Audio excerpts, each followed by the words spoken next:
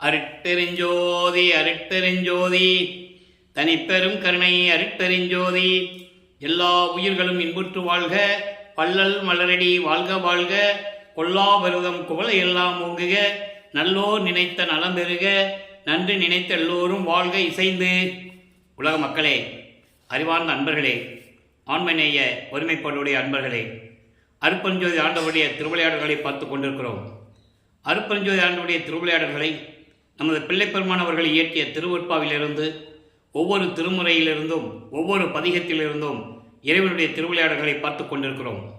காரணம், ஏற்கனவே கூறியது போல பிரபஞ்சத்தில் தோன்றிய 4 யுகங்களிலுமே, கிரேத யுகம், திரேதயுகம், துவார யுகம், கலியுகம், 4 யுகங்களிலுமே தோன்றிய சமயங்களும் மதங்களும் மார்க்கங்களும் முடிவடைந்த நிலையிலும் கூட மக்கள் அந்த நெறிமுறைகளை பின்பற்றி கொண்டிருக்கிறார்கள்.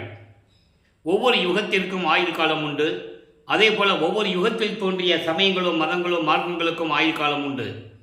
யுகங்கள் 4 யுகங்கள் முடிந்த நிலையில் சமயங்களும் மதங்களும் மார்க்கங்களும் முடிவடைந்து விட்டன. கலியுகத்திற்கு பிறகு, கலியுகம் 1900 ஆண்டுகளிலே முடிவடைந்து விட்டது. அதன் பிறகு சதுர்யுகத்திலே வாழ்ந்து கொண்டிருந்த மக்களுக்கு, இப்போ நாம் வாழ்ந்து கொண்டிருப்பது சதுர்யுகம். பிள்ளைப்பெருமானவர்கள் இதை ஒளியுகம் என்று கூறுவார். இந்த ஒளியுகத்திலே வாழ்ந்து கொண்டிருக்கிற மக்களுக்கு ஒரு ஆன்மீக மார்க்கம் வேண்டும். அந்த ஆன்மீக மார்க்கம் சமரசமாக இருக்க வேண்டும். உலக மக்கள் அனைவரையும் இந்த சுத்த சன்மார்க்கத்தில் இணைத்து உலக மக்களால் இன்புற்று வாழ வேண்டும் என்பதற்காகவே தனது அருளால் பெற்றெடுத்த ஒரு ஆண்மகனை செல்வப்பிள்ளை என்று பெயரிட்டு வளர்த்து கொண்டிருக்கின்ற நிலையில், சதாசிவத்துடைய ஆயுள் காலம் என்பது அருளாட்சி காலம் முடிவடையும் காலகட்டத்தில் 51 ஆண்டுகள் பாக்கி இருக்கும்போதுதான் தனது மகனை இந்த பூலோகத்திற்கு ஒரு தாயின் வழியாக வருவிக்க செய்தார் அருட்பெருஞ்சோதி ஆண்டவர் என்ற நிலையை திருவருட்பாவிலிருந்து நாம் பார்த்து கொண்டிருக்கிறோம். பிரம்மன், திருமால், ருத்திரன், மகேஸ்வரனுடைய ஆயுள் காலம் முடிந்து, அவருடைய பதவி காலம் முடிந்து, அதன் பிறகு சதாசிவன் தான் 5 தொழில்களை செய்து கொண்டிருக்கின்ற நேரத்தில் 51 ஆண்டுகள் பாக்கி இருக்கும்போது தான் நமது பிள்ளைப்பெருமான் அவர்கள் இந்த பூலோகத்திற்கு ஒரு தாயின் வழியாக வருவிக்க விட்டார். அப்போ அருட்பெருஞ்சாண்டவர் தனது மகனை ஒரு தாயின் வழியாக ஏன் வருவிக்க செய்தார் என்ற விளக்கங்களை எல்லாம் பார்த்து விட்டோம். சமயங்களும் மதங்களும் மார்க்கங்களும் சூழ்ந்து கொண்டு மக்கள் எல்லாம் அது நெறிமுறைகளை பின்பற்றி கொண்டிருக்கும் போது தனது மகனை உலகியலிலே வருவிக்க செய்ய வேண்டும் என்பதற்காகவும், தனது மகன் இந்த உலக மக்களிடையே 51 ஆண்டுகள் இருக்க வேண்டும் என்ற நிலைக்காகவும் தனது மகனை ஒரு தாயின் வழியாக வருவிக்க செய்தார் என்ற நிலையை நாம் பார்த்து கொண்டிருக்கிறோம்.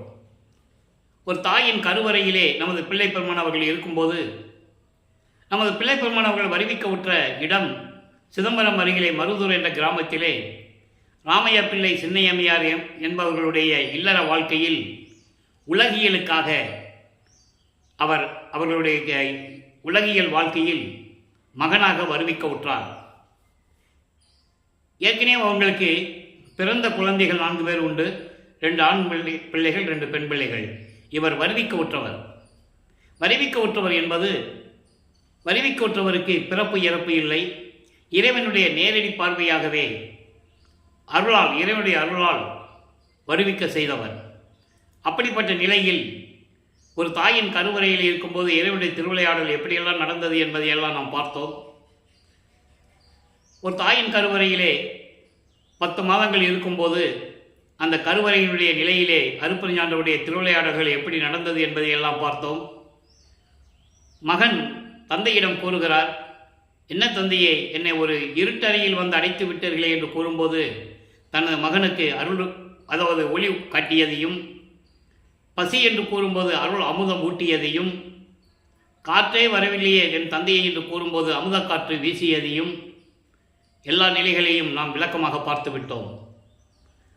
அதன் பிறகு 5/10/1823 ஆண்டு நமது பிள்ளைப்பெருமான் அவர்கள் அந்த தாயின் கருவறையில் இருந்து இந்த மண் உலகை, இந்த மண்ணை தொடும்போது வானவர்களும் சரி, பதத்தலைவர்களாகிய பிரம்மன், திருமால், ருத்திரன், மகேஸ்வரன், சதாசிவம் போன்ற பதத்தலைவர்களும் ரிஷிகளும் முனிவர்களும் எப்படி எங்களை ஆளப்போகும் அருள் கடலே என்று வாழ்த்தினார்கள் என்பதையும் பார்த்துவிட்டோம்.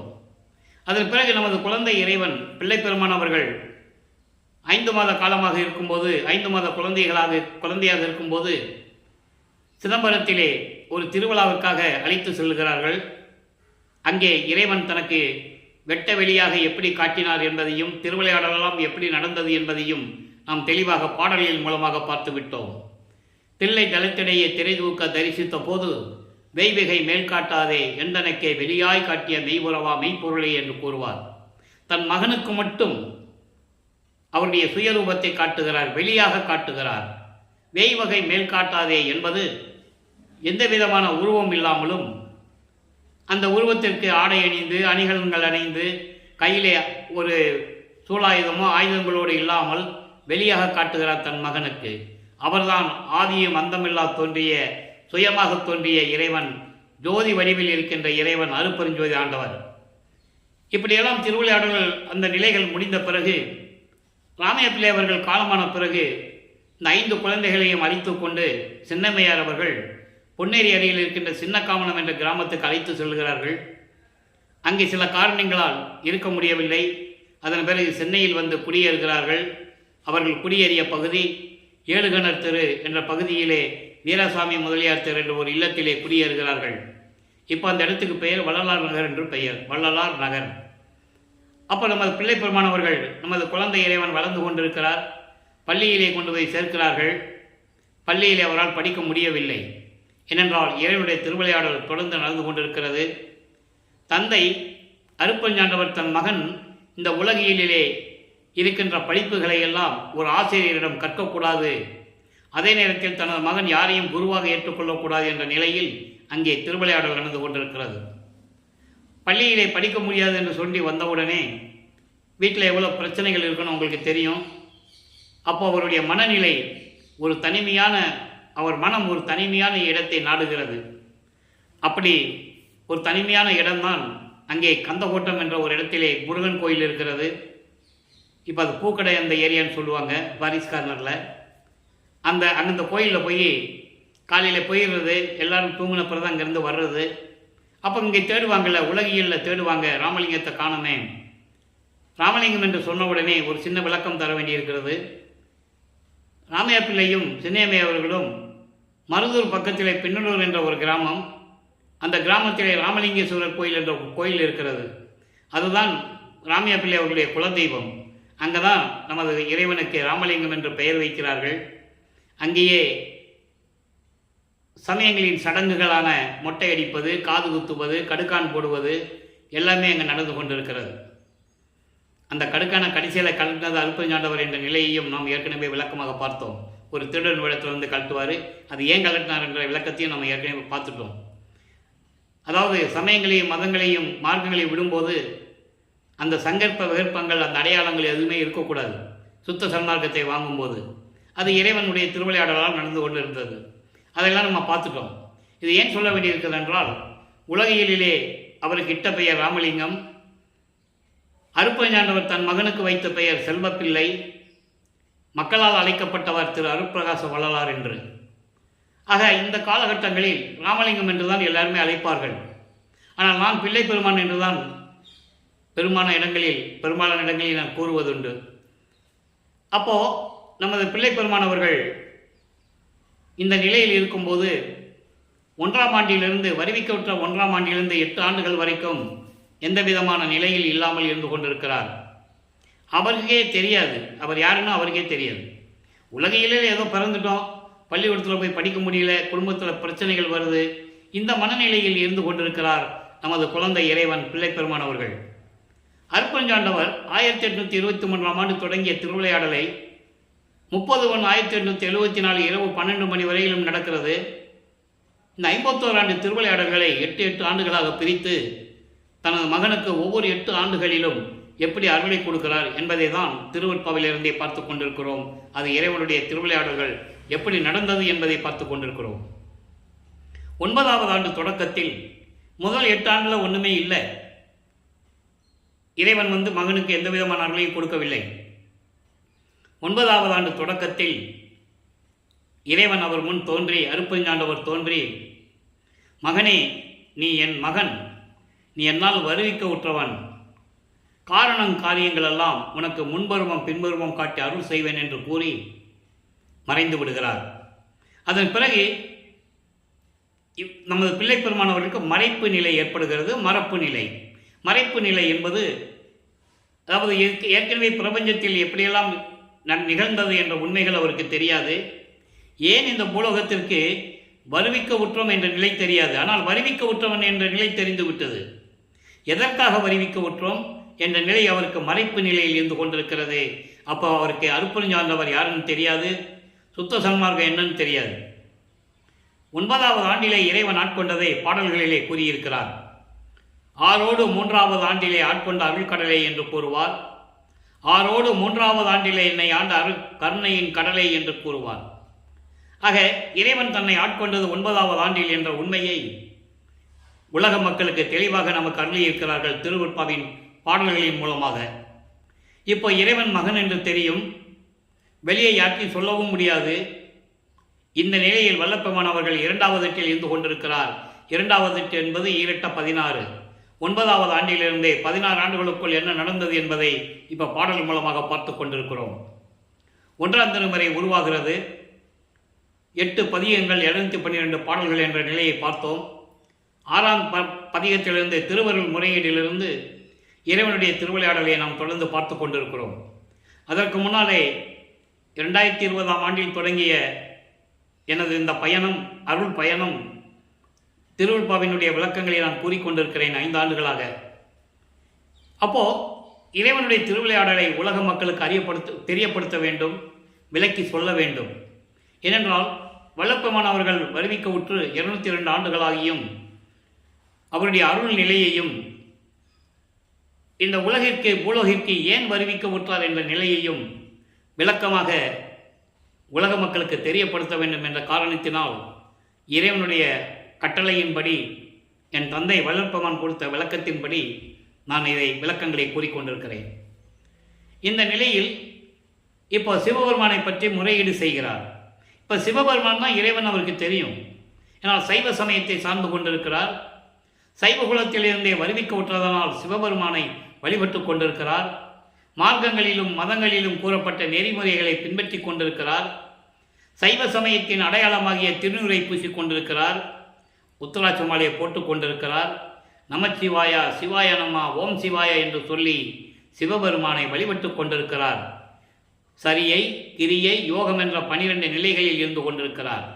சரியை என்பது உருவ வழிபாடு.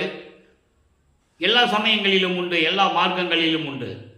அவர்களுக்கு கர்த்தாக்களை, தலைவர்களை உருவகப்படுத்தி அந்த உருவகத்தை பார்த்து முறையீடு செய்வது, வழிபடுவது. கிரியை என்பது அந்த உருவங்களுக்கு வேள்வி வளர்த்து மந்திரங்களை சொல்லி வழிபடுவது. அதே போன்றுதான் சைவ சமயத்தின் சிவபெருமானுடைய மந்திரமான நமச்சிவாயா, சிவாய நம என்ற மந்திரங்களை சொல்லி வள்ளல் பெருமான் வழிபட்டு கொண்டிருக்கிறார், முறையீடு செய்து கொண்டிருக்கிறார். இதை 232 பாடல்களிலும் நம்ம எல்லா விளக்கங்களையும் பார்த்து விட்டோம். அதன் பிறகு இவ்வளவு இறைவனிடம் வேண்டியும் முறையீடு செய்தும் அருள் கிடைக்கவில்லையே என்ற ஒரு ஏக்கத்தில், ஒருவேளை அம்மையை பற்றி பாடினால் தந்தையை பற்றி பாடியாகிவிட்டது, அம்மாவை பற்றி பாடினால் அருளை பெற்று விடலாமா என்ற ஒரு ஏக்கத்தில், ஒரு எதிர்பார்ப்பில் வடிவுடையவனை பற்றி பாடுவார். வடிவுடை மாணிக்க மாலை உருவாகிறது. மொத்தம் 101 பாடல்கள். இன்று 100வது பாடலுடைய விளக்கத்தை பார்க்க போகிறோம். இந்த நிலையில் அம்மனை பற்றி எப்படி பாடுகிறார் என்று பார்ப்போம். நல்லா கவனிங்க. அதாவது ஒரு குழந்தை அப்பாகிட்ட கேட்டு எதுவும் கிடைக்கலன்னா அம்மாகிட்ட போய் நிற்பாங்க. உலகில் அதான் இயற்கை. அதுபோல அம்மையை பற்றி பாடுகிறார். நல்லா கவனிங்க. நேயான் அனுகூல மனம் உடையாய், நேயான் அனுகூல மனம் உடையாய், இனி நீயும் எந்தன் தாயாகில், யான் முந்தன் தனையனும் ஆகில், எந்தன் உள்ளத்தில் ஓயாது உறும் துயரெல்லாம் தவிர்த்து அருள், ஒற்றியில் செவ்வாயார் அமுத வடிவே வடிவுடை மாணிக்கமே. என் தாயே, என் அம்மையே, வடிவுடை மாணிக்கமே, நானும் உன் குழந்தைதானே, உன் கணவனால் நான் வருவிக்க விட்டவன் தானே. அப்போ நானும் உன் மகன் என்று சொல்லும்போது எனக்கு நீ அருளை கொடுக்க வேண்டாமா? அதாவது அன்பு நிறைந்த அருளமுதம் மனமுடைய தாயே, அதான் சொல்றாரு, நேயான் அனுகூல மனமுடையாய், அன்பு நிறைந்து அருள் தரும் மனமுடைய என் தாயே, இப்பொழுது நீ என்னுடைய தாயாக இருக்கிறாய், தாயாகவும் இருக்கிறாய், நான் உன் மகனாகவும் இருக்கிறேன். அப்போ நீ எனக்கு தாயாக இருந்தால், நான் உனக்கு மகனாக இருந்தால், நான் வாடுகின்ற துன்பத்தை எல்லாம் நீ போக்க வேண்டும் அல்லவா? என் உள்ளத்தில் பொருந்திய துன்பங்களை எல்லாம், இந்த பூலோகத்திற்கு நான் வருவிக்கு ஒற்று நான் படுகின்ற துன்பங்களையும் துயரங்களை எல்லாம் நீக்கி எனக்கு அருள வேண்டும் அல்லவா? அதான் சொல்றாரு, ஓயாது உறும் துயரெல்லாம் தவிர்த்து அருள். நீ எனக்கு அம்மாவாக இருந்தா, நான் உனக்கு பிள்ளையாக இருந்தா, இது உண்மையானால் நான் படுகின்ற துன்பத்தை எல்லாம் நீக்கி எனக்கு அருள வேண்டும். திருவொற்றியூரிலே அருளோடு விளங்கி கொண்டிருக்கின்ற என் தாயே, வடிவுடை மாணிக்கமே, எனக்கு விரைவில் வந்து அருள வேண்டும், விரைவில் வந்து அருள்வாயாக என்று சொல்லி வடிவுடைமனை பற்றி பாடுகிறார், முறையீடு செய்கிறார். எந்த விதமான பலனும் இல்லை. இதுவரையிலும் வடிவுடை மாணிக்க மாலையிலே பார்த்த 100 பாடல்களிலும் உள்ள விளக்கங்களை எல்லாம் பார்த்து விட்டோம். திருவருள் முறையீடிலே இருக்கின்ற 232 பாடலுடைய விளக்கங்களையும் பார்த்து விட்டோம். ஆக தந்தையிடமும் தாயிடமும் முறையீடு செய்தும் எந்த விதமான பலனும் இல்லை. இவர் சமயங்களை, சைவ சமயத்தை சார்ந்திருப்பதனால் சிவபெருமானையும் வடிவுடை மாணிக்கத்தை பற்றி பாடுகிறார், அந்த அம்மையை பற்றி பாடுகிறார். எந்த விதமான பலனும் இல்லை. இப்போ வல்லப்பமானவர்கள் 9வது ஆண்டிலிருந்து 12 ஆண்டுகள் இருக்கிற நிலையில் இந்த நிலையில் இருந்து கொண்டிருக்கிறார். இறைவன் தோன்றி ஞானத்தை பெடுத்த பிறகு முதல் முறையாக 13வது ஆண்டிலே, அதாவது வரிவிக்க உற்ற 13வது ஆண்டிலே பிள்ளைப்பெருமானவர்கள் தாங்கள் இருந்த இடத்திலிருந்து திருவொற்றியூருக்கு நடந்தே செல்லுகிறார். நமது குழந்தை இறைவன் கால் வலிக்க நடந்து சென்று இறைவனிடம் முறையீடு செய்வதற்காக திருவொற்றியூருக்கு முதலில் செல்லுகிறார். அங்கே 2ஆம் திருமுறை உருவாகிறது. 113 பதியங்கள், 1207 பாடல்கள். இதுவரை 29 பதியங்களுடைய விளக்கங்களை பார்த்து விட்டோம். அதனுடைய ஒரு சுருக்கம். இப்போ தியாகராஜனை பற்றி பாட வேண்டியது எந்த விதமான பலனும் இல்லை. கால் வலிக்க நடந்து போனதான் மிச்சம். அப்போ ஒருவேளை திருமுல்லை வாயிலுக்கு சென்றால் அங்கே அருளை பெற்று விடலாம் என்று சொல்லி திருமுல்லை வாயில் என்ற ஒரு இடத்திற்கு, அங்கே இருக்கின்ற கோயிலுக்கு நடந்தே செல்லுகிறார். அங்கே இருக்கிற சிவபெருமானுடைய பெயர் மாசிலாமணி. மாசிலாமணி உருகி பாடுவார். அந்த பாடுகிற விளக்கங்கள் எல்லாம் மனம் உருகும், கண்களில் தண்ணி வரும். அப்படியெல்லாம் அந்த பாடுடைய விளக்கங்களை எல்லாம் பார்த்து விட்டோம். இந்த பூலோகத்திற்கு என்னை வருவிக்க செய்து ஒரு தாயின் கருவறையிலே இருக்க வச்சு என்னை வெளியே கொண்டு வந்து உன்னுடைய மகன்னு வேற சொல்லிட்டு, வெளியே யாருக்கிட்டையும் சொல்லக்கூடாது, வேஷம் மட்டும் தான் போடணும்னு வேற சொல்லிட்டு போயிட்டேன். இப்போ நான் கால் வலிக்க நடந்து வந்திருக்கேன். ஏன் மகனே கால் வலிக்குதா மகனே, எதுக்காக வந்த? ஒரு வார்த்தை கேட்குறியா? ஊமை மாதிரி நிற்கிறியே. இதெல்லாம் ஒரு தந்தைக்கு அழகா என்றெல்லாம் பாடுவார், வேண்டுவார், புலம்பி அழுவார். எந்த விதமான பலனும் இல்லை. அதன் பிறகு, இனிமேல் நான் உன்னை பார்க்க வர முடியாது தந்தையே, கால் வலிக்கிறது, மனம் வலிக்கிறது, சோர்வடைந்து விட்டேன் என்று சொல்லிவிட்டே வந்து விடுவார். அதன் பிறகு மனம் கேட்காது. அது பிறகு திருவள்ளித்தாயம் என்ற ஒரு இடம் இருக்கிறது. அங்கே போய் சிவபெருமானை பற்றி பாடுவார். அங்கேயும் போய் கேட்பார், இவ்வளவு தூரம் நடந்து வந்திருக்கேன், இந்த பூலோகத்தில் என்னை வருவிக்க செய்துவிட்டு எவ்வளவு துன்பங்களை அனுபவித்துக் கொண்டிருக்கிறாய், எவ்வளவு துன்பங்களை அனுபவித்துக் கொண்டிருக்கிறேன், இதெல்லாம் நீ பார்த்து கொண்டுதானே இருக்கிறாய். என்னை பற்றிய கவலை இல்லை என் தந்தையே. பெற்ற மகனை தெருவில் விட்டு விட்டானே என்று சொல்லி இந்த உலகம் உன்னை பழிக்குமே, இழிவாக பேசுமே. அந்த இழிச்சொல்லுக்கும் பழிச்சொல்லுக்கும் நீ ஆளாகக்கூடாது என்பதற்காகத்தான் வருந்துகிறேன். நான் துன்பப்படுவதை பற்றி கூட நான் வருந்துவதில்லை என்ற நிலையில் அந்த பாடல்களை எல்லாம் அருளியிருப்பார்கள். அதெல்லாம் நம்ம பார்த்துட்டோம். அவ்வளவு உருக்கமாக இருக்கும். அப்போ அங்கேயும் சொல்லிட்டு வந்துடுவார், இனிமேல் திருமுல்லை வாயிலுக்கோ திருவள்ளித்தாயத்துக்கு என்னால் வர முடியாது என் தந்தையே அப்படின்னு சொல்லிட்டு இப்போது திருவொற்றியூருக்கு மட்டும்தான் போவார். இப்போ 30வது பதிகத்திலே நெஞ்சுறுத்த திருநேரிசை என்ற பதிகத்திலே இன்னைக்கு 14வது பாடலை பார்க்குறோம். மனதிடம் எப்படி சொல்லுகிறார், மனதை எப்படி சாந்தப்படுத்துகிறார் என்ற நிலையில்தான் இந்த பாடல்கள்.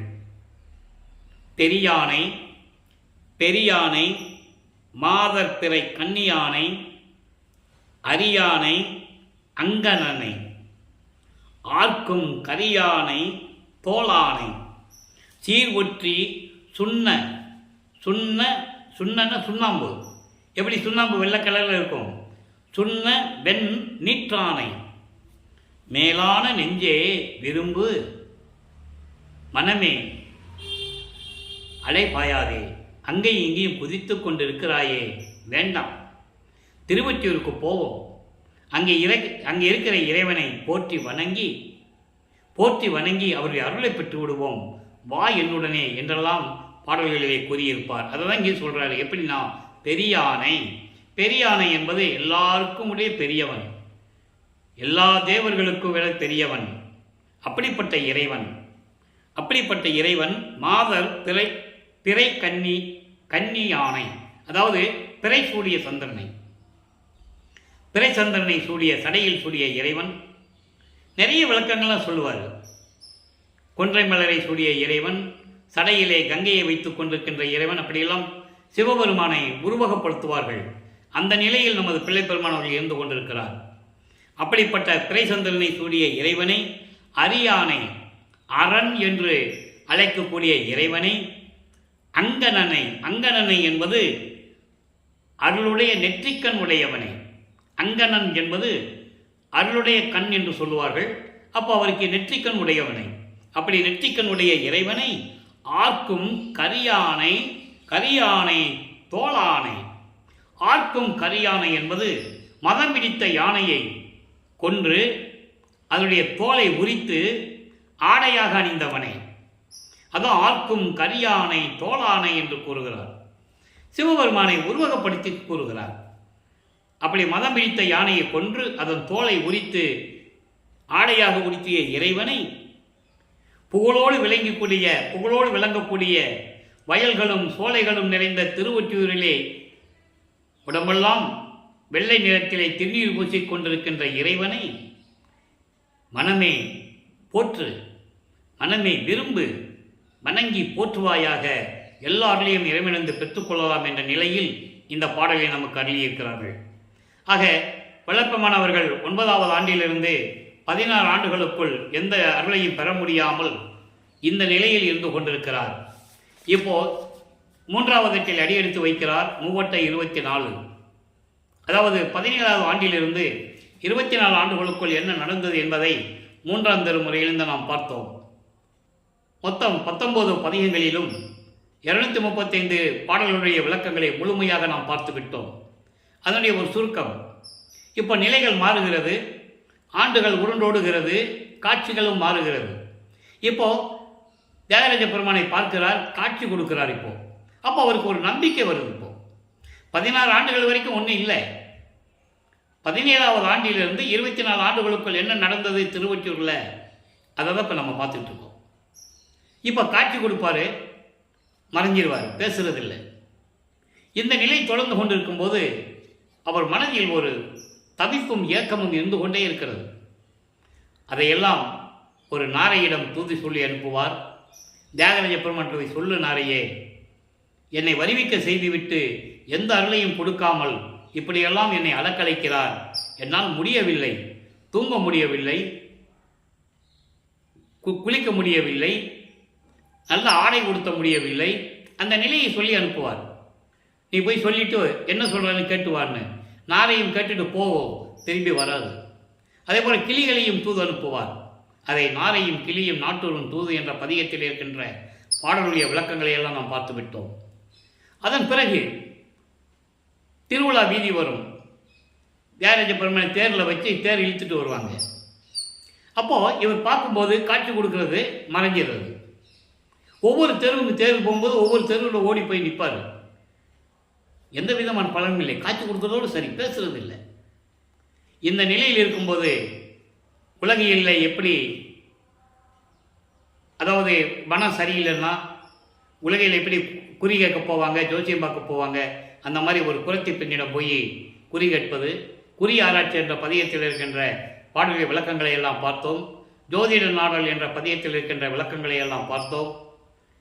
கடைசியாக காதல் மாச்சு என்ற பதிகத்திலே சிவபெருமான் இவரை பார்த்து எப்படி தெருவழியாக ஓடுகிறார் என்பதையும், இவரும் பின்னாலே ஓடி ஓட்டத்தை பிடிக்க முடியவில்லையே என்பதையும், அதே நேரத்தில் அங்கு இருக்கின்றவர்கள் இவரை பார்த்து, என்ன ராமலிங்கம் தெருவழியா ஓடுறையே, என்ன விஷயம் கேட்பாங்க. இதெல்லாம் பாடலில் இருக்கின்ற விளக்கங்கள், கதையல்ல, கற்பனை அல்ல. அதனுடைய சுருக்கங்களை உங்களுக்கு நான் சொல்லிக் கொண்டிருக்கிறேன். இவர் சொல்லுவார், இந்த மாதிரி சிவபெருமான் என்னை பார்த்து ஓடுறாரு, நான் அவரை பிடிக்க போனேன், பிடிக்க முடியல. சிவபெருமான் ஏன் ஓடினார் என்ற விளக்கத்தையும் நம்ம ஏற்கனவே கூறியிருக்கிறோம். ஏன்னா இப்போ 24வது ஆண்டில் இருந்து கொண்டிருக்கிறார் வல்லப்பெருமான். வருவிக்க உற்று 24வது ஆண்டு, கிட்டத்தட்ட 1847ஆம் ஆண்டில் இந்த நிகழ்வு நடக்கிறது. அப்போ கலியுகம் நடந்துகிட்டு இருக்கு. கலியுகம் 1900ஆம் ஆண்டில் தான் முடியுது. அப்போ அந்த கலியுகத்தில் இப்படியெல்லாம் நடக்குமான்னு சொல்லி இவங்க கிண்டல் பண்ணுவாங்க அவரை. என்ன ராமலிங்கம் சொல்கிற, இந்த கலியுகத்தில் எல்லாம் நடக்கிற காரியமா அது? உனக்கு இறைவன் மேலே ரொம்ப பக்தி ஆயிடுச்சு, முத்திடுச்சு, அதனால தான் உனக்கு பைத்தியம் பிடிச்சிருச்சுலாம் சொல்லுவாங்க அந்த பாடலில். இவர் சொல்லுவார், பதில் சொல்லுவார், இருக்கட்டும், நீங்கள் என்னென்னமோ சொல்கிறீங்க, இறைவனை பற்றி சொல்கிறீங்க, அவருக்கே சாப்பாட்டு இல்லாமல் தெருவில் பிச்சை எடுத்தான்னு சொல்கிறீங்க. ஏன்னா புராணங்களிலே உண்டு, பிச்சை எடுத்து சாப்பிட்றது, இருக்க இடம் இல்லாமல் சுடுகாட்டை போய் படுத்துக்கிறது, உடம்பெல்லாம் சாம்பலை பூசிக்கிறது, இதெல்லாம் இறைவனுடைய நிலைகளை புராணத்தில் கூறியிருப்பார்கள். அந்த நிலையை அப்படியே அவங்க மக்கள், அங்கே இருக்கிற மக்கள் வல்லப்பெருமானோட கூறுவார்கள். அவர் அந்த பாடலை சொல்லியிருக்காரு. இப்படியெல்லாம் என்கிட்ட சொன்னாங்க, இருந்தாலும் நான் இறைவன் மீது கொண்டுள்ள காதலை நான் கனவில் கூட மறக்க முடியாது என்று சொல்லுவார். அந்த பாடல்களை எல்லாம் தன்னை ஒரு பெண்ணாக உருவகப்படுத்தி, அதாவது தலைவியாகவும் இறைவனை தலைவனாகவும் உருவகப்படுத்தி அந்த பாடல்களை அருளியிருப்பார்கள். அவ்வளோ அற்புதமான நிகழ்வுகளாக நடக்கும். இப்போ சிவபெருமான் இவரை பார்த்து ஓடுறது, இவர் ஓட்டத்தை பிடிக்க முடியல அப்படின்னு நிலை வரும்போது 3ஆம் எட்டு முடிகிறது. 24 ஆண்டுகள் முடிஞ்சு போச்சு. இப்போ 25வது ஆண்டில் 4வது எட்டில் அடி எடுத்து வைக்கிறார். 25வது ஆண்டிலிருந்து 32 ஆண்டுகளுக்குள் என்ன நடந்தது என்பதை 4ஆம் திருமுறையில் இருக்கின்ற 8 பதியங்களிலும் 197 பாடலுடைய விளக்கங்களை முழுமையாக பார்த்து விட்டோம். இப்போ இதற்கிடையில் இறைவனுடைய திருவிளையாடல் ஒன்று. தனக்கோடி அம்மையாருக்கு இவர் தாலி கட்ட வேண்டும், அந்த அம்மையாருக்கு மோட்ச வீட்டை காட்டி விமோசனத்தை கொடுக்க வேண்டும். இது ஏற்கனவே நிர்ணயிக்கப்பட்டது, திட்டமிட்டது அல்ல. அதனால்தான் தனக்கோடி அம்மையார் இவர் வருவிக்க உற்ற குடும்பத்திலே வந்து ஒரு பெண்ணாக பிறக்கிறார். அப்போ அந்த பெண்ணிற்கு இவர் தாய் மாமனாகிறார். உலகியலிலே அக்கா பொண்ணுன்னு சொல்லுவாங்க. அக்கா பொண்ணுன்னு சொல்லும்போது இவர் தாய் மாமனாகிறார். எந்த விதமான பொறுப்பு இல்லாமல் ராமலிங்கம் நடந்துகிட்டு இருக்கான். அவனுக்கு ஒரு கல்யாணம் பண்ணணுமேன்னு சொல்லி தான் இந்த ஏற்பாடு பண்ணுறாங்க. இது உலகியலிலே சொல்லப்பட்டது, இது ஏற்கனவே நிர்ணயிக்கப்பட்டது, இறைவனால் நிர்ணயிக்கப்பட்டது. அப்போ இவர் முதல்ல முடியாதான் சொல்லுவார், எனக்கு கல்யாணம்லாம் வேண்டாம், எனக்கு விருப்பம் இல்லைன்னு சொல்லுவார். சொல்லி தான் ஆகணும். ஏன்னா அவங்க அப்பாவிட்ட வந்து பெர்மிஷன் வாங்கணும், அருப்பஞ்சாண்டவர் சொல்லணும். அப்போ இந்த நிலையில் இருக்கும்போது இப்போ வல்லப்பெருமானுக்கு சுத்த சன்மார்க்கம் இருக்கிறது தெரியும். இப்போ சமயங்களையும் மதங்களையும் மார்க்கங்களையும் விடணும். அதற்கு முன்னால் இந்த பெண்ணிற்கு தாலி கட்டி, தனக்கோடி அம்மையாருக்கு தாலி கட்டி அந்த அம்மாவிற்கு கர்ம வினைகளெல்லாம் போக்கணும். சஞ்சிதம், பிராரத்தம், அகாமியம் போன்ற கர்ம வினைகளெல்லாம் நீக்கி அந்த அம்மாவுக்கு விமோசனம் கொடுக்கணும். அதுக்காகவே அந்த அம்மா இந்த பூலோகத்தில் பிறந்தவர்கள் என்பதை நீங்கள் புரிந்து கொள்ள வேண்டும். அப்போது தந்தையிடம் பெர்மிஷன் வந்துருச்சு, கூட்டு போகிறாங்க, திருவொற்றியூர் கூட்டு போகிறாங்க. அங்கே ஒரு சாமியார் இருக்கிறானா, தினமும் ராமலிங்கம் போய் அந்த சாமியாரை பார்ப்பானா, அந்த சாமியார் சொன்னால் இவர் கேட்பாராம். இந்த நிலையில் கூட்டு போவாங்க. அவர் யார்? அருப்பஞ்சாண்டவர். அப்போது அவர் சொல்லுவார், அதெல்லாம் ஒன்றும் இல்லை மகனே, கல்யாணம் பண்ணிக்க மகனே, அதெல்லாம் ஒன்றும் இல்லை அப்படின்னு சும்மா அது ஒரு திருவிளையாடல், அவ்வளோதான். இவர் சொல்கிற மாதிரி சொல்லி இவர் ஏற்றுக்கிற மாதிரி ஏற்றுக்கணும். ஒத்துக்கிட்டாரு. கல்யாண ஏற்பாடு நடக்குது, திருமண ஏற்பாடு நடக்குது. அந்த திருமண மண்டபத்திலே எல்லாரும் வந்து அமர்ந்திருக்கிறார்கள். வானவர்களும் வந்திருக்கிறார்கள், தேவர்கள், பிரம்மன், திருமால், ருத்திரன் போன்ற பத தலைவர்கள், பிரம்ம ரிஷிகள், முனிவர்கள், சத்தர்கள், சக்திகள், சித்தர்கள் எல்லாமே வராங்க. வாழ்த்தணுமே, எங்களை எல்லாம் ஆளப்போகும் அருள் கடலை என்று சொல்ல வாழ்த்த வேண்டுமே. ஆனால் இது உலக மக்களுக்கு தெரியாது, மாநில கண்களுக்கு இது தெரியாது. நீங்கள் சினிமாவில் விட பார்ப்பீங்கள்ல, வானத்திலேருந்து அப்படியே தேவர்கள்லாம் வருவாங்க, அங்கேயே இருந்துட்டு மலர் தூவி வாழ்த்துவாங்க, அந்த மாதிரிலாம் நடக்கும்ல, அதே மாதிரி தான் இது பாடல்களிலே சொல்லியிருக்கிறார். அந்த பாடலுடைய விளக்கத்தை தான் நம்ம பார்த்துருக்கோம். இப்போது அந்த கடமையை முடித்தாச்சு. உறவுகளை நீக்க வேண்டும், பற்றுகளை அறுக்க வேண்டும். உறவுகள் என்பது இந்த பூலோகத்தில் வருவிக்க விட்டதனால் ஏற்பட்ட உறவுகள். வல்லப்பெருமானுக்கு என்ற உறவு எதுவும் இல்லை. அவருக்கு பேரனோ பேத்தியோ கிடையாது. அவர் ஒன்றும் குடும்ப நடத்தலை. நல்லா புரிஞ்சுக்கணும் நீங்கள். அப்போ இந்த நிலையில் இருக்கும்போது சமயங்களையும் மதங்களையும் மார்க்கங்களையும் சொல்லப்பட்ட நெறிமுறைகளை விட வேண்டும், விட்டுட்டார். சைவ சமயத்தின் அடையாளமாக திருநீர் பூசுவதை நிறுத்திட்டார். உத்தராட்சி மாலையை கழட்டி போடணும், போட்டார். வெள்ளாடை போட்டாச்சு, முக்காடு போட்டாச்சு. இனிமேல் நான் எங்கேயும் போக மாட்டேன், திருவொற்றியூருக்கும் போக மாட்டேன். கதவை சாத்தி தாப்பா போட்டு உள்ளே உட்காந்துட்டார். எங்கே? சென்னையிலேயே. இப்போ வல்லப்ப மாணவர்களுக்கு 32வது ஆண்டு நடந்து கொண்டிருக்கிறது. 4வது எட்டினுடைய கடைசி கட்டம் அது. இப்போ 32வது ஆண்டில் கடைசி கட்டத்தில் இந்த நிகழ்வுகள் நடக்குது. இதையெல்லாம் 4ஆம் திருமுறையிலே அன்பு மாலை, அருட்பிரகாச மாலை, பிரசாத மாலை, எல்லாம் பாடல்கள் தெரியுமா? ஆனந்த மாலை, பத்தி மாலை, அபராத மன்னிப்பு மாலை, அதிசய மாலை என்ற பாடலில் இருக்கின்ற விளக்கங்களை எல்லாம் பார்த்து விட்டோம்.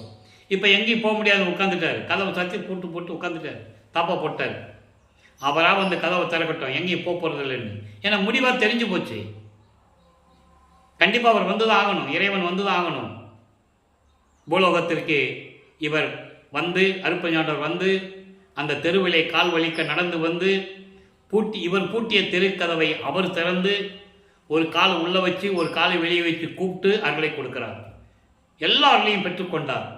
ஏன் ஒரு கால் வச்சு ஒரு கால் வெளியே வச்சு கொடுத்தார் என்ற விளக்கத்தையும் நம்ம பார்த்துட்டோம். ஏன்னா உள்ளே போயிட்டானா இவர் கதவை பூட்டிடுவார், என்ன சொல்லிக்கிட்டு இருப்பார், வரட்டும் ரெட்ட தாழ்ப்பை போட்டு பூட்டிடுவேன், விடவே மாட்டேன் அப்படின்லாம் சொல்லிக்கிட்டு இருப்பார். அவ்வளோ கோபத்தில் இருப்பார். அது இறைவனுக்கு தெரியும்ல, அவன் உள்ளே போனால் பூட்டிக்குவான்னு சொல்லி அவருக்கு தெரியும். ஏன்னா இன்னும் 19 வருஷம் பாக்கி இருக்கு. இப்போ 32 ஆண்டு தான் முடிஞ்சிருக்கு, நீ 19 வருஷம் பாக்கி இருக்க. அப்போ இந்த நிலையில் எல்லார்களையும் பெற்றுக்கொண்டால் அருள்கள் என்பது ஏற்கனவே சொன்னது போல ஏம சித்தி.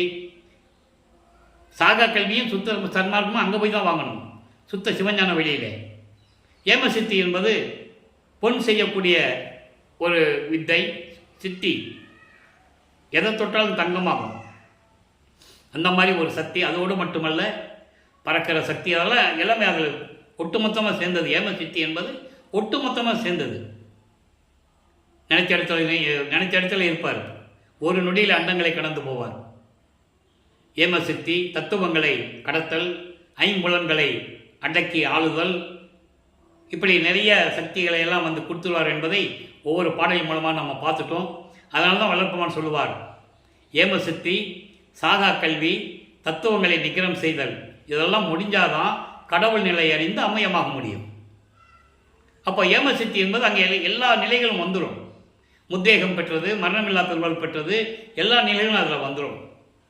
அப்போ இந்த நிலையில் இருக்கும்போது இவர் கதவை சாத்திட்டாரு. அவர் வந்து அப்பா வந்து எல்லாத்தையும் கொடுத்துட்டு போயிட்டார். இப்போ 33வது ஆண்டு தொடங்குது. 5வது எட்டில் இருந்து கொண்டிருக்கும் போது அந்த 8 ஆண்டுகளிலே என்ன நடந்தது என்பதை பாடலின் மூலமாக நம்ம ஏற்கனவே விளக்கமாக பார்த்து விட்டோம். அதனுடைய ஒரு சுருக்கம்.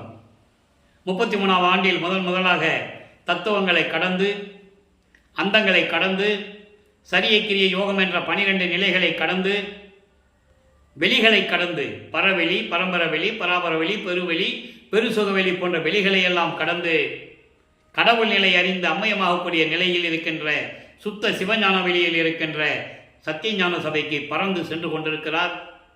எல்லா உலகங்களில் இருக்கின்ற தேவர்களும் முனிவர்களும் பார்த்து வணங்குகிறார்கள்.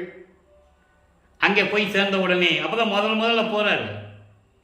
அப்போ தேவர்களும் முனிவர்களும் ரிஷிகளும் பிரம்மன், திருமால், இந்திரன் போன்ற பதத்தலைவர்களும் சத்தியஞான சபைக்கு வெளியே நின்று கொண்டிருக்கிறார்கள்.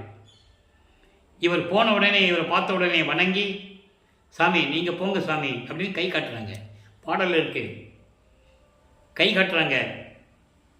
நீங்கள் ஏன் நிற்கிறீங்கன்னு கேட்குறாரு. நீங்கள் ஒரு ஆள் தான் போகிறதுக்கு தகுதியானவர், நீங்கள் போங்க சாமி என்று சொல்கிறார். ஏனென்றால் புலையும் கொலையும் தவிர்த்தவர்கள் தான் சத்தியஞான சபைக்குள்ளே போக முடியும் என்ற நிலையை தான் அங்கே இருக்கிற சத்தியஞான சபையை உலக மக்களுக்காக பூலோகத்திலே வல்லப்பமானர்கள் நமக்கு அருளினார்கள் என்பதை இங்கே நான் பதிவு செய்ய கடமைப்பட்டிருக்கிறேன். அப்போ இந்த நிலையில் இருக்கும்போது தந்தை மகனை வரவேற்கிறார். வா மகனே, உனக்காக தான் காத்து கொண்டிருக்கிறேன். நாளிகை நெருங்கி கொண்டிருக்கிறது. 2.5 நாளிகையில் உனக்கு மணிமுடி சூட்டி பொற்காப்பு அணிய வேண்டும், சுத்த சன்மார்க்கத்தை தர வேண்டும், சாகா கல்வியை கற்றுக் கொடுக்க வேண்டும். இந்த ஆடைகளை எல்லாம் கலைந்து விட்டு முக்காடு போட்டு தானே போறாரு. புனித நீராடி புத்தாடை அணிந்து அணிகலன்களை அணிந்து மங்கள கோலத்துடன் வருவாயாக என்று கட்டளையிட, இதெல்லாம் மக்களிடம் சொல்லியிருந்தால் மக்களுக்கு தெரிந்திருக்கும். ஏதோ பாட்டு எழுதினாருன்னு சொல்லி அப்படியே விட்டுட்டாங்க. ஏதோ வந்தார் போனார், உலகத்துக்கு பிறந்தார், போனார், சோறு போட சொன்னார், ஏதோ பாட்டு எழுதினார், பாடினார், அதோடு விட்டுட்டாங்க அவரை, அவ்வளோதான். அப்போது இந்த நிலையில் இருக்கும்போது மகனை அமர வைத்து மணிமணி சூட்டி பொற்கா பணிந்து மகனை சுத்த சன்மார்க்கத்தை பெற்றுக்கொள் அப்படின்னு சொல்லி சுத்த சன்மார்க்கத்தை மகனிடம் கொடுக்கிறார். அதனால்தான் இவர் சொல்வார் என் மார்க்கம் என்று கூறுவார். சுத்த சன்மார்க்கத்தை தந்தையிடம் பெற்ற பிறகு தந்தை சாகா கல்வியை கற்றுக் கொடுக்கிறார். நல்லா கவனிக்கணும். சுத்த சன்மார்க்கத்தில் இருந்தால் தான் சாகா கல்வி கிடைக்கும். அந்த நிலையை தன் மகனுக்கு சுத்த சன்மார்க்கத்தை கொடுத்த பிறகு சமயங்கள், மதங்கள், மார்க்கங்கள் சொல்லப்பட்ட சங்கற்ப விகற்பங்களை எல்லாம் நீக்கிய பிறகு சுத்த சன்மார்க்கத்தை கொடுக்கிறார். சாகா கல்வியை கற்றுக் கொடுக்கிறார், கற்றுக்கொள்ளுகிறார் வல்லப்பமானவர்கள். சாகா கல்வி என்பது சுத்த சன்மார்க்கத்துடைய நெறிகள். அதுதான் ஞானம், சுத்த சன்மார்க்க ஞானம். அதுக்காக தனியாக ஒரு பதிவு நம்ம போட வேண்டியிருக்கு, பின்னால் கண்டிப்பாக போடுவோம். இப்போ இந்த நிலையில் இருக்கும்போது சாகா கல்வியை தன் மகனுக்கு கற்றுக் கொடுப்பதை அங்கே பிரம்மன், திருமால், ருத்திரன் போன்ற பதத்தலைவர்களும் இந்திரனும் தேவர்களும் முனிவர்களும் ரிஷிகளும் பார்த்து ஏக்கத்துடன் இருக்கிறார்கள். ஏக்கத்துடன் மட்டும் இல்லை, ரொம்ப கோபம் அவங்களுக்கு. பல்ல கடிச்சிக்கிட்டு இருக்காங்களா நறுமுருன்னு பாட்டிலே இருக்கு. நாகாதிபனும் நாராயணனும் நான்முகனும் நறுமுறுமெனவே ஞான அமுதம் அளித்தாய் நானும் உண்டு துண்ணவே சாகா கலையை பைத்து தந்த தயவை சாற்றதுக்கறிது. தெளிவாக சொல்லுவார். எல்லாம் பார்த்துட்டு இருக்காங்க. இன்னொரு பாடலில் சொல்லுவார், எல்லாம் மெய்யல் வியப்பிலே இருக்கு. படியுள்ளோரும் வானுள்ளோரும் இதை நோக்கியே பதியும் ஓலவாரான் என்பான் பரிவி தேக்கியே. பூலோகத்தில் இருக்கிறவங்களும் விண்ணுலகத்தில் இருக்கிறவங்களும் இதை பார்த்துட்டு தந்தை மகனுக்கு சாகா கல்வியை கற்றுக் கொடுக்கறத பார்த்துட்டு எல்லாருலேயும் அவனுக்கே கொடுக்குறானே என்று சொல்லி கடவுளுக்கு கூட ஓரவஞ்சனை இருக்குதுன்னு சொல்லுவாங்களாம். அவ்வளோ சொல்லுவார். அற்புதமாக இருக்கும். ஆக இந்த நிலைகளெல்லாம் கொடுத்து சாகா கல்வியை கற்றுக்கொண்டு மகனை பூலோகத்துக்கு சென்று வா, இன்னும் ஆண்டுகள் இருக்கிறது, அங்கே சந்திப்போம் என்று சொல்லி மகனை பூலோகத்திற்கு அனுப்பி விடுகிறார். இவர் மறுபடியும் பூலோகத்திற்கு வந்து நேர சிதம்பரத்திலே எழுந்தருளுகிறார். ஏன்னா கருமொழியில் வந்து தங்கணும், ஏற்கனவே நிர்ணயிக்கப்பட்டது. அருப்பஞானர் மகனும் பேசியபடி நீ இந்த இடத்துல தான் இருக்கணும், இந்த வீட்டில் தான் இருக்கணும்னு சொல்லி ஏற்கனவே பேசியபடி நடக்கணும். அப்போது சிதம்பரத்தில் போய் திடீர்னு எழுந்தருளும் போது அங்கே ஒரு நிகழ்ச்சி நடக்குது. நிகழ்ச்சினா எப்படின்னா, இவர் ஏற்கனவே வறுமைக்கு உற்ற குடும்பத்தில் ஏற்பட்ட ஒரு சொந்தம் பரசுராமன், அவரும் அந்த கரும்புலி வீட்டுக்காரர் அங்கே பேசிகிட்டு இருக்காங்க. அதானே சமயம்னு சொல்லிட்டு நேராக அங்கே போய் நிற்கிறார். நல்லா புரிஞ்சுக்கணும். நேராக போய் நிற்கிறார். அப்போது ஆச்சரியப்பட்டு அவர் பரசுராம அவருடைய தம்பியை, உலகியில் ஏற்பட்ட உறவு, தம்பின்ற உறவு நல்லா புரிஞ்சுக்கோங்க. தம்பி ஏற்பட்ட உறவுன்றது உலகியில் ஏற்பட்ட உறவு. ஏன்னா இவர் யாருன்னே அவங்களுக்கு கடவுள் நிலையில் இருக்கின்றவர் யாருக்குமே தெரியாது. ஏன்னா இவரும் சொல்ல முடியாது, யார்கிட்டையும் சொல்லலை, அவரும் சொல்லக்கூடாது. இந்த நிலையில் இருக்கும்போது அந்த வீட்டுக்கார்ட்ட சொல்லி நிலைமையை சொன்னேன்னு அவர் வாங்க சாமி எங்கள் வீட்டுக்கு வாங்கன்னு சொல்லி கூட்டு வந்துடுறாரு. அப்போ கருங்குழியிலே உறைவிடமாக கொண்டுள்ளார். கருங்குழியில் இருக்கணும், தர்மசாலையை போடணும், ஜீவகாணி ஒழுக்கத்தை உலக மக்களுக்கு சொல்லணும், சத்தியஞான சபையை கட்டணும், மேட்டுக்குப்பம் போகணும், இவ்வளோ விஷயங்கள் நடக்கணும். ஏற்கனவே வெல் பிளான்டு, அப்பப்போ செய்கிறதில்ல, வெல் பிளான்டு இது. அது பாடலில் தெளிவாக சொல்லியிருந்ததை நம்ம ஏற்கனவே விளக்கமாக சொல்லிட்டேன். அப்போ இந்த நிலையில் இருக்கும்போது கருங்குழியிலே 9 ஆண்டுகள் உறைவிடமாக கொண்டுள்ளார். அங்கே தந்தையும் மகனும் அருப்பஞ்சாண்டவரும் பிள்ளை பெருமானவர்களும் எப்படியெல்லாம் உரையாடினார்கள், எப்படியெல்லாம் அங்கே நிகழ்வுகள் நடந்தது என்பதை பாடலின் மூலமாக பார்த்து விட்டோம். இப்போ வல்லற்பமானவர்கள் 6வது இருந்து கொண்டிருக்கிறார். 6:48. இப்போ கருங்குழியை விட்டு நீங்கணும், வெளியே வரணும். அப்போ தான் இருந்த இடத்திற்கு தண்ணீரால் விளக்கரித்த இல்லம் என்ற ஒரு பெயரை ஏற்படுத்திவிட்டு ஜீவகாணிய ஒழுக்கத்தை உலக மக்களுக்கு சொல்ல வேண்டும். ஜீவகாணிய ஒழுக்கத்தை சொல்லும்போது சொல்ல வேண்டும் என்றால் ஒரு தர்மசாலை வேண்டும், அங்கே பசியை போக்க வேண்டும். அதனால் ஏற்கனவே பார்வையிட மக்களிடம் பேசியபடி அந்த இடத்தை பெற்றுக்கொண்டு ஏற்கனவே பேசிட்டாங்க. ஊர் மக்கள் தரேன்னு சொல்லிட்டாங்க, சந்தோஷமாக சொல்லிட்டாங்க, எடுத்துக்காங்க சாமி சொல்லிட்டாங்க. அப்போது அன்றைய ஒரே நாள் 23/5/1967 தர்மசாலையை நிறுவி அணை அடிப்பை மூட்டி பசியோடு வருகின்றவர்களுக்கு பசியை போக்கிக் கொண்டிருக்கிறார். நம்மளை எல்லாம் படைத்து காத்து கொண்டிருக்கின்ற அருப்பெருஞ்சோதி ஆண்டவராகிய வல்லற்பெருமான் அவர்கள். பிரபஞ்சம் தோன்றிய காலத்திலிருந்து அன்னதானம் என்ற ஒரு நிகழ்ச்சி நடந்து கொண்டுதான் இருந்தது. அதெல்லாம் ஏதோ ஒரு சுயநலத்திற்காக இறைவனிடம் வேண்டியிருப்பார்கள். இந்த இது நீ பண்ணி கொடுத்துட்டா நான் அன்னதானம் பண்ணுறேன் அப்படின்னு சொல்லியிருப்பாங்க. அதுக்காக செய்தவர்கள் உண்டு. மன்னர்கள், ஜமீன்தார்கள், நிறைய பேர் உண்டு. இது அப்படி அல்ல. இது ஜீவகாருண்ய ஒழுக்கம் என்பது பசியினுடைய கொடுமையை, பிணியினுடைய கொடுமையை, தாகம், இச்சை, எளிமை, பயம், கொலை இதனுடைய கொடுமைகளை, அதனுடைய நிகழ்வுகளை எல்லாம் உலக மக்களுக்கு சொல்லணும். ஏன் இதெல்லாம் நடக்குது, அதை எப்படி தீர்ப்பது, இந்த நிலையைத்தான். ஏனால் கடவுள் ஜீவகாருண்யமே கடவுளின் வழிபாடு என்று சொல்லுகிறார். ஜீவகாருண்ய ஒழுக்கமே மோட்ச வீட்டின் திறவுகோல் என்று சொல்லுகிறார். ஜீவகாருண்ய ஒழுக்கம் மோட்ச வீட்டின் திறவுகோல் என்பது ஜீவகாருண்ய ஒரு பசியை போக்க வேண்டும். பசியை போக்குவட்டு மட்டுமல்ல, அவன் சுத்த சன்மார்க்க நெறியில் இருக்க வேண்டும். அந்த திறவுகோல் என்பது சுத்த சன்மார்க்கம். சுத்த சன்மார்க்கத்தில் இருந்தால்தான் அந்த திறவுகோலை வச்சு பூட்டை திறக்க முடியும். இல்லைன்னா பூட்டு திறக்காது, கள்ளசாகி ஆகிடும். ஆக இந்த நிலையிலெல்லாம் எப்படியெல்லாம் அதை கூறியிருக்கார் என்பதை பின்னாளில் நாம் விளக்கமாக கூற இருக்கிறோம். இப்போ ஜீவகாருண்ய ஒழுக்கம் சொல்லியாச்சு. மக்களுக்கு பசியை போக்கிக் கொண்டிருக்கிறார். 1869 இது ஒரு முக்கியமான நிகழ்வு. 1869 கடலூரிலே மஞ்சக்குப்பம் உயர் நீதிமன்றத்திலே ஆறுமுக நாவலார் எப்படி வழக்கு தொடர்ந்தார் என்பதையும் அங்கே எப்படி தீர்ப்பு பெற்று வந்தார் என்பதையும் நாம் விளக்கமாக பார்த்து விட்டோம். விசாரணை நடந்தது. இவர் நீதிபதிக்கு காட்சி கொடுக்கிறார். நீதிபதி எந்திரிச்சு நிற்கிறாரு. நீதிபதி எந்திரிச்சு நின்ன உடனே எல்லாரும் எந்திரிச்சு நிற்கிறாங்க. அவர் ஏன் எந்திரிச்சு நின்றார் என்றதை ஏற்கனவே விளக்கமாக இறைவனுடைய காட்சியை கண்டு எப்படியெல்லாம் எந்திரிச்சு நின்று விவாதம் நடந்தது என்பதையெல்லாம் நாம் விளக்கமாக பார்த்து விட்டோம். திருவற்பாவை மறுப்பாய் என்று அறிவிக்க முடியாது என்ற உன்னதமான மகத்தான தீர்ப்பை பெற்றுக்கொண்டு பிள்ளைப்பெருமான் அவர்கள் மறுபடியும் தர்மசாலைக்கு வருகிறார். இப்போ அங்கே வந்து கொண்டு உத்தரஞான சிதம்பரமாலை எப்படி உருவானது, அங்கே சமாதி வற்புறுத்தல் எப்படியெல்லாம் பாடல்களின் மூலமாக விளக்கங்களை பார்த்தோம். உலக மக்களுக்கு எப்படியெல்லாம் பாடல்களின் மூலமாக அறிவுரை கூறினார் என்பதையும், அருப்பெருஞ்சோதியுடைய நடராஜபதி மாலை, சர்க்குருமணி மாலையிலே இருக்கின்ற விளக்கங்களை எல்லாம் பார்த்து விட்டோம். இப்போ லைவாக பார்த்துக்கிட்டு இருக்கோம். சிவசிவ ஜோதி என்ற பதிகத்திலிருந்து. சிவசிவ ஜோதி என்பது அருப்பெருஞ்சோதி. சிவசிவா என்பது உடனே சிவபெருமான்கிட்ட போயிடக்கூடாது. சிவசிவ ஜோதி என்பது அருப்பெருஞ்சோதி. நடராஜனுக்கும் நடராஜபதிக்கும் வேறுபாடுகள் உண்டு. ரெண்டு ஒன்று கிடையாது. ரெண்டு ஒன்று தான் சொல்லி இதுவரையும் மக்களிடம் பேசிக் கொண்டிருக்கிறார்கள். வல்லப்பெருமானை திருநீர் பூசிக்கிட்டாருப்பா, அதெல்லாம் திருநீர் பூசலாம்ப்பா, அதெல்லாம் ஒன்றும் கிடையாது, திருநீர் பூசிக்கலாம் அப்படிலாம் சொல்லிகிட்டு இருக்காங்க. இப்பவும் சொல்லிகிட்டு இருக்காங்க.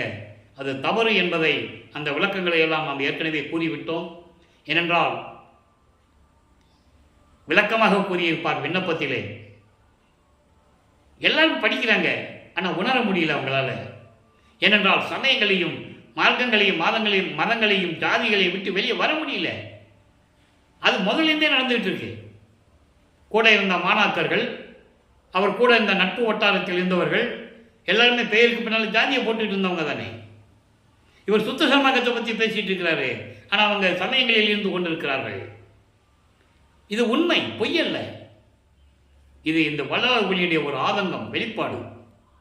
அன்னைக்கே அவங்க சுத்த சன்மார்க்கத்தில் இருந்து மக்களுக்கு சொல்லியிருந்தாங்கன்னா இதுக்குள்ள மக்கள் சுத்த சன்மார்க்கத்தை பற்றி தெரிந்து கொண்டிருப்பார்கள். சொல்லலையே.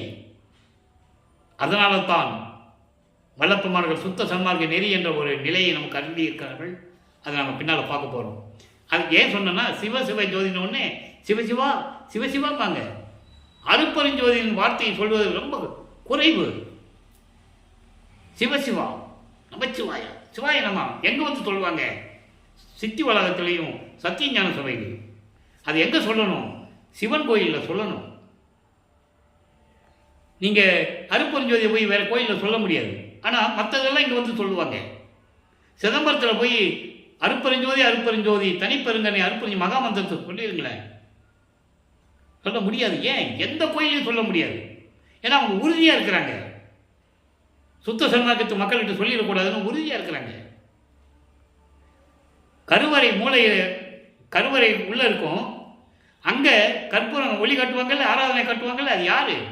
அருப்பெருஞ்சோதி. அருப்பெருஞ்சோதி ஒளி கிடைத்தாதான் அந்த உருவத்தை நீங்கள் பார்க்க முடியும். அப்போ அந்த ஒளிக்குள் எல்லாமே அடக்கம் என்பதை நீங்கள் புரிந்து கொள்ள வேண்டும். இதுதான் தத்துவம்.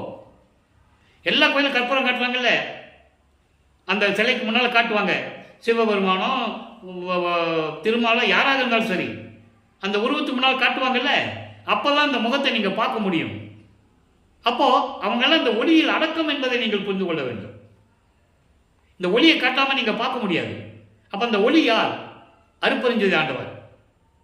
இந்த நிலையை யாரும் மக்களிடம் சொல்லாதனால் மக்களுக்கு தெரியவில்லை. ஆக இதை நீங்கள் புரிந்து கொள்ள வேண்டும். இப்போ சிவசிவ ஜோதியிலே 12வது பாடல பாருங்க. தத்துவம் எல்லாம் ஜோதி. இங்க பாருங்க, தெளிவா சொல்ற. தத்துவம் எல்லாம் ஜோதி. எல்லா தத்துவங்களும் 36 தத்துவங்கள். ஆன்ம தத்துவம் 24, வித்யா தத்துவம் 7, சிவ தத்துவம் 5. இந்த 36 தத்துவங்கள் தான் ஜோதிக்குள் அடங்கியது.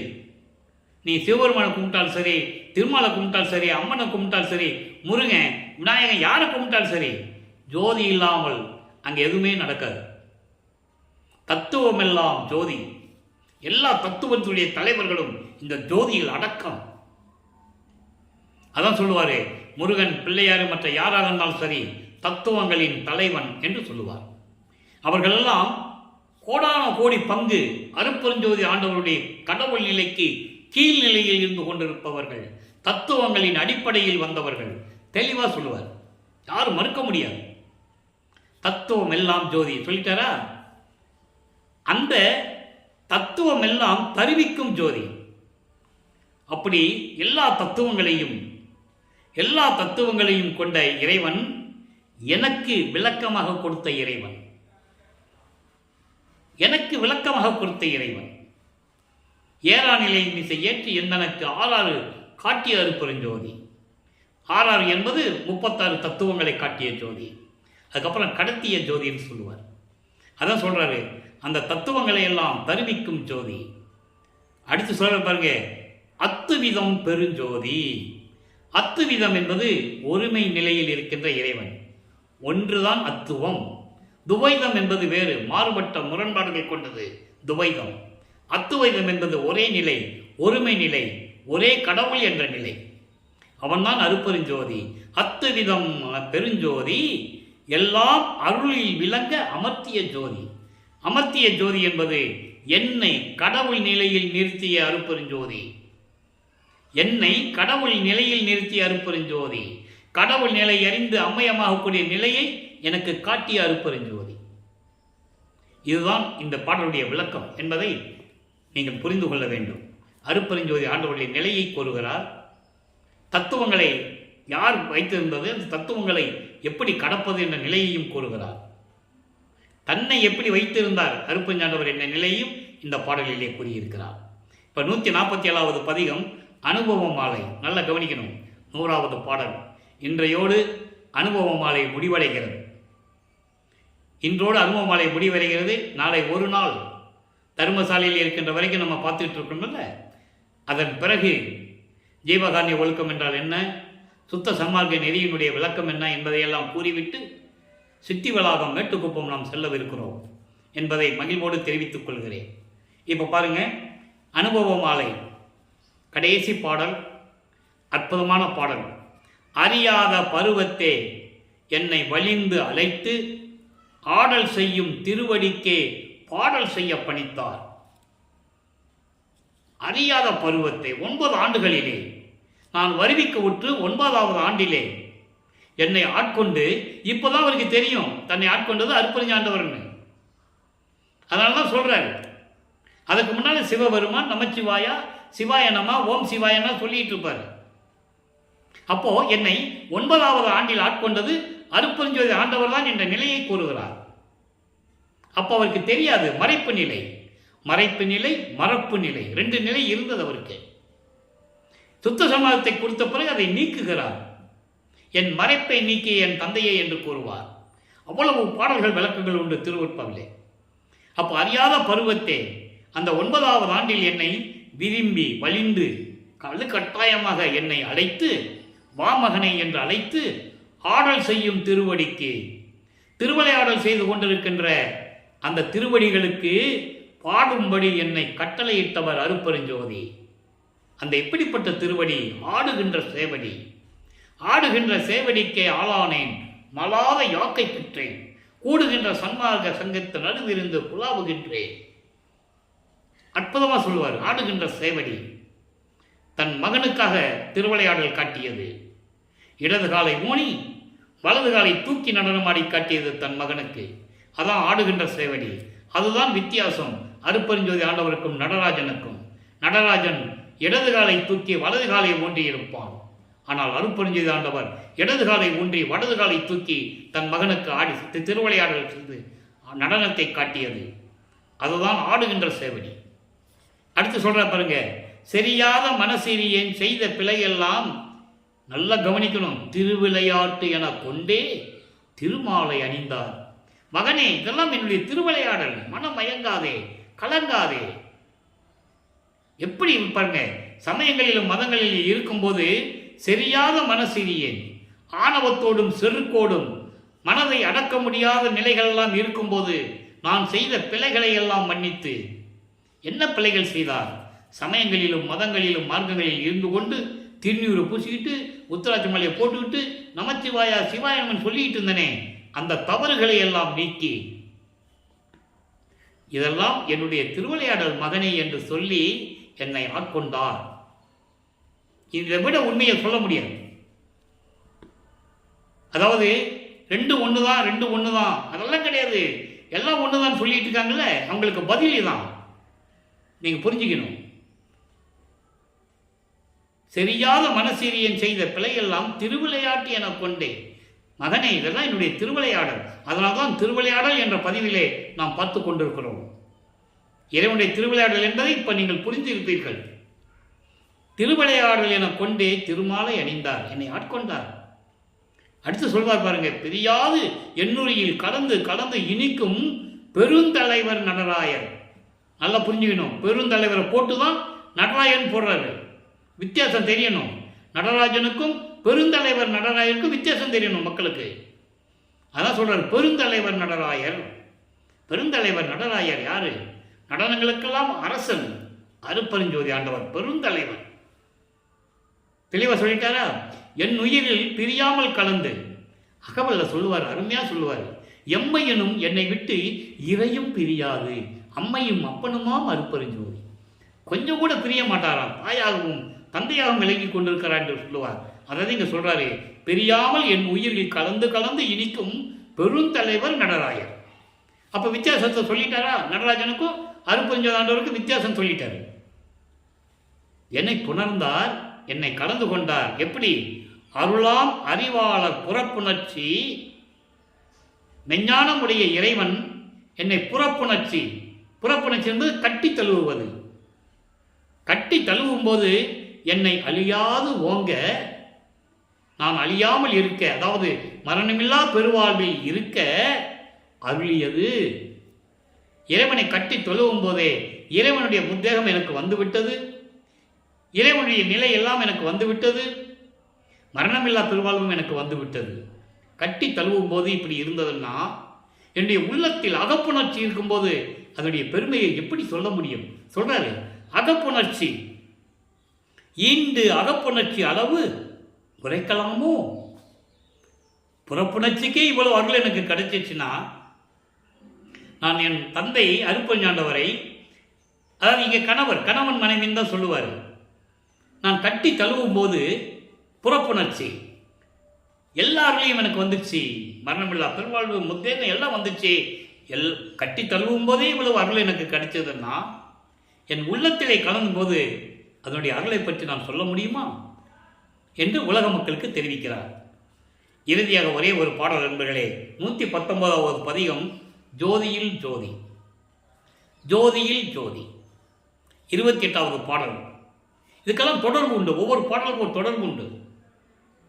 100வது பாடலுக்கு 147வது பதிகத்தில் 100வது பாடலுக்கு 119வது பதிகத்தில் 28வது பாடல் இருக்கு.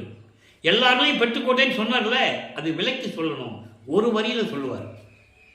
எண்ணிய எண்ணங்கள் எல்லாம் நான் எண்ணியவாறே இனிது தந்து, நான் எண்ணியவற்றை எல்லாவற்றையும் மகிழ்ச்சியோடு எனக்கு தந்து, எனக்கு அருளி என்னை திண்ணியனாக்கி என்பது அருள் வல்லமை படைத்தவனாக்கி, எல்லாவற்றிற்கும் மேலாக அதான் சொல்வார். மூவரும் தேவரும் முத்தரும் சித்தரும் யாவரும் பெற்றிடாகில் எனக்கு அளித்தனேன்னு சொல்லுவார். அப்படி எல்லா அருளையும் எனக்கு கொடுத்து அருள் வலிமை உள்ளவனாக்கி என்னை ஆட்கொண்டார். பாரீர் நான் உலக மக்களே நான் எண்ணியபடியெல்லாம் எனக்கு எல்லா அருளையும் கொடுத்து, அதை ஒரு பாடலிலே சொல்லுவார். அருஜோதி நிலை என்ற பதிகத்திலே கூறுவார். 47வது பதிகம் நினைக்கிறேன். இது 6ஆம் திருமுறையில் 5வது வரியில் சொல்லுவார். நான் எண்ணியவாறு எனக்கு அருளும் தெய்வம். அருள்ஜோதி நிலையில் சொல்லுவார் முதல் பாடலில். அதான் இங்கே சொல்கிறாரு, எண்ணிய எண்ணங்கள் எல்லாம் நான் எண்ணியவாறு, நான் எப்படி நினைச்சனோ அப்படியே மகிழ்ச்சியோட தந்து என்னை திண்ணியனாக்கி விட்டு பாரீர். உலக மக்களே, என்னை இப்படியெல்லாம் இறைவன் ஆண்டு அருள் வல்லமையோடு திகழும்படி என்னை ஆட்கொண்டார். திருச்சிற்றம்பலத்தே திருநட ஜோதி. சத்தியஞான சபையில் இருக்கின்ற தந்தையாகிய அருப்பன் ஜோதி ஆண்டவர் நான் எண்ணியபடியெல்லாம் எண்ணியவாறு எனக்கு அருளை கொடுத்து என்னை அருள் வல்லமை படைத்தவனாக இந்த பிரபஞ்சத்திலே திகழ வைத்தார் உலக மக்களே என்று சொல்லி இந்த பாடலை அருளியிருக்கிறார்கள். எனவே அன்பர்களே, இன்று பார்த்த திருவிளையாடல் விளக்கமெல்லாம் உங்களுக்கு புரிந்திருக்கும். அனுபவ மாலை இதோடு முற்று பெறுகிறது, முடிவடைகிறது. நாளை ஒரு நாள் ஏன்னா வடிவடை மாணிக்க மாலை 101வது பாடல் இருக்கிறது. அதனுடைய விளக்கங்களுக்கு மட்டும் கொடுத்துவிட்டு அதன் பிறகு நாம் ஜீவகாரண்ய ஒழுக்கம் சுத்த சன்மார்க்கத்தினுடைய விளக்கம் எல்லாம் தர்மசாலையில் இருக்கும்போது எப்படி அருளினார்கள் என்பதை கூறிவிட்டு அதன் பிறகு தந்தையும் மகனும் அருப்பெஞ்சாண்டவரும் வளர்ப்புமானவர்களும் உரையாடியபடி எப்படி சித்திவளாக மேட்டுக்குப்பம் செல்லுகிறார்கள் என்பதையெல்லாம் விளக்கமாக பார்க்க இருக்கிறோம். எப்படியெல்லாம் இறைவனுடைய பெற்றுக்கொண்டார் என்பதை அனுபவ மாலையிலிருந்து முழுமையாக நாம் பார்த்து விட்டோம். இது இறைவனுடைய திருவிளையாடல்கள் எப்படி நடந்தது என்பதை தான் உலக மக்களுக்கு தெரியப்படுத்த வேண்டும். ஏன்னா இது நடந்ததெல்லாம் ஒரு பொதுப்படையாக பேசக்கூடாது.